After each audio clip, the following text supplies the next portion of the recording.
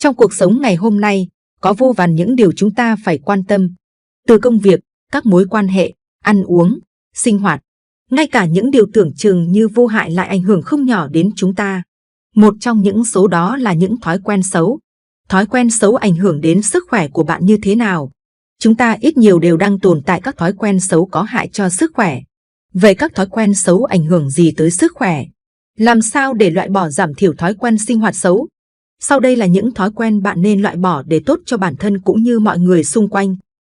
Bẻ khớp chân tay. Việc chúng ta bẻ khớp tay sẽ gây nên tiếng động khó chịu khi đang ở môi trường cộng đồng. Hơn nữa, hành động này được cho là không mang lại tích cực cho sức khỏe của chính bạn. Collagen hay một số chất dịch tồn tại trong khớp có khả năng duy trì sự linh hoạt và bảo vệ các khớp không bị ma sát hay tổn thương. Hành động bẻ ngón tay sẽ vô tình khiến chất lỏng bảo vệ bị phá vỡ liên kết. Tệ hơn là tay bạn sẽ có thể sưng tấy hay giảm cảm giác cầm nắm. Điều đó khá là nguy hiểm, nhưng may thay hành động này chưa có khảo sát hay nhận định nào chứng minh dẫn đến viêm khớp. Cắn móng tay khi gặp khó khăn. Chúng ta đều từng trải qua những thời kỳ cắn móng tay như thú vui gây nghiện không dừng lại được. Nhưng việc làm đó không được khuyến khích vì nó có ảnh hưởng lớn đến sức khỏe của bạn. Bạn cần liệt kê cắn móng tay vào danh sách thói quen sinh hoạt xấu để loại bỏ sớm. Móng tay là nơi tập trung rất nhiều vi khuẩn gây bệnh, các ký sinh trùng, giun sán cũng có thể sinh trưởng ở đây. Cắn móng tay sẽ khiến da tại các ngón tay bị tổn thương nặng hơn là nhiễm trùng. Người thường xuyên cắn móng tay cũng gây ảnh hưởng tới sức khỏe răng miệng.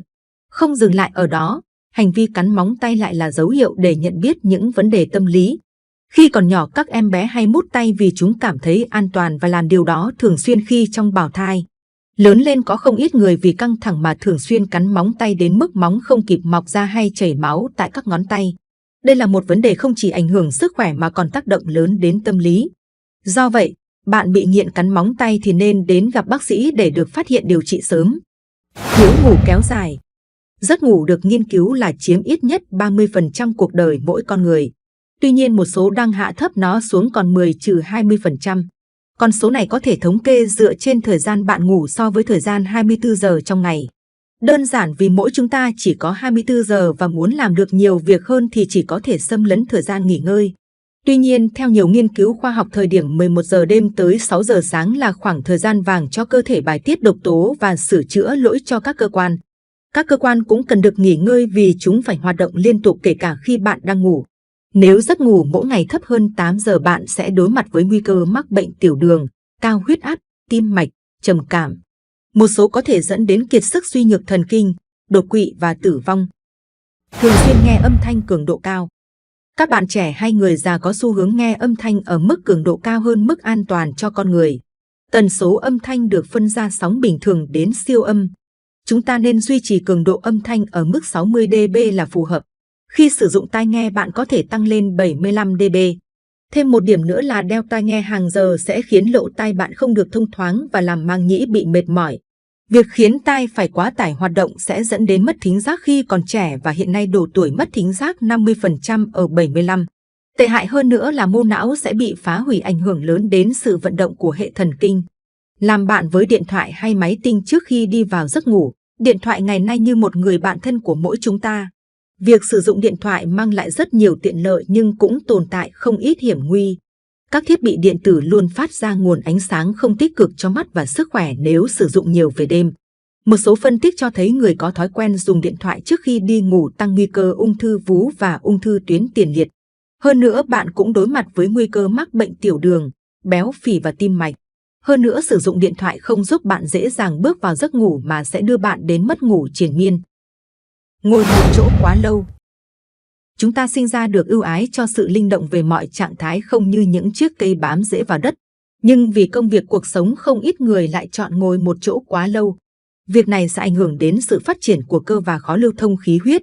Để đảm bảo sức khỏe, bạn nên đứng dậy di chuyển, thay đổi tư thế mỗi 45 phút để tránh tê bì chân tay hoặc tích tụ mỡ thừa vùng hông eo. Sử dụng đồ uống có cồn. Đồ uống có cồn luôn được cảnh báo có hại cho sức khỏe, nhưng chúng lại khó loại bỏ khỏi cuộc sống và công việc. Đặc biệt nam giới sử dụng nhiều hơn nên tăng cao nguy cơ mắc bệnh về gan, thận, tiêu hóa và tim mạch. Lâu dài xương cũng bị ảnh hưởng và có nguy cơ dẫn đến ung thư. Chế độ ăn kém lành mạnh. Các thói quen sinh hoạt xấu có hại cho sức khỏe có thể kiên trì loại bỏ, nhưng ăn uống thì đó là cả một quá trình. Bạn không thể ngừng ăn và cơ thể lại luôn khuyến khích bạn ăn thật nhiều trong mỗi bữa.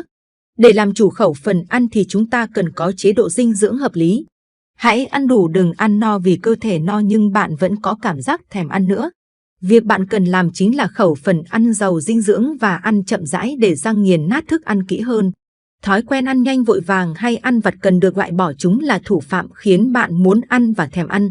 Ăn vặt cũng tiềm ẩn nguy cơ mắc bệnh ung thư và tăng cân béo phì. Do vậy bạn nên có thời khóa biểu ăn nghiêm khắc để hạn chế dần cảm giác thèm ăn. Sử dụng giường tắm nắng. Tắm nắng là một cách để cơ thể hấp thu vitamin D và giảm nguy cơ mắc bệnh tâm lý. Tuy nhiên, sử dụng phương pháp tắm nắng nhân tạo không được khuyến khích vì chúng tăng nguy cơ mắc bệnh về da và phản lại tác dụng mong muốn. Hơn nữa, với môi trường của chúng ta, ánh nắng cũng dần xuất hiện ô nhiễm. Nếu tắm nắng vào thời điểm tia nắng chứa nhiều tia cực tím, tia UV, bạn sẽ tăng nguy cơ ung thư da và ảnh hưởng nghiêm trọng đến sức khỏe. Tuy rằng kem chống nắng làm giảm khả năng hấp thụ vitamin D nhưng sẽ bảo vệ làn da của bạn khi tắm nắng. Trên đây là 8 thói quen xấu hàng ngày mà kênh Sống Xanh Channel giới thiệu đến các bạn. Hãy nhớ ấn like, đăng ký kênh để đón xem những video tiếp theo nhé. Cảm ơn và hẹn gặp lại các bạn.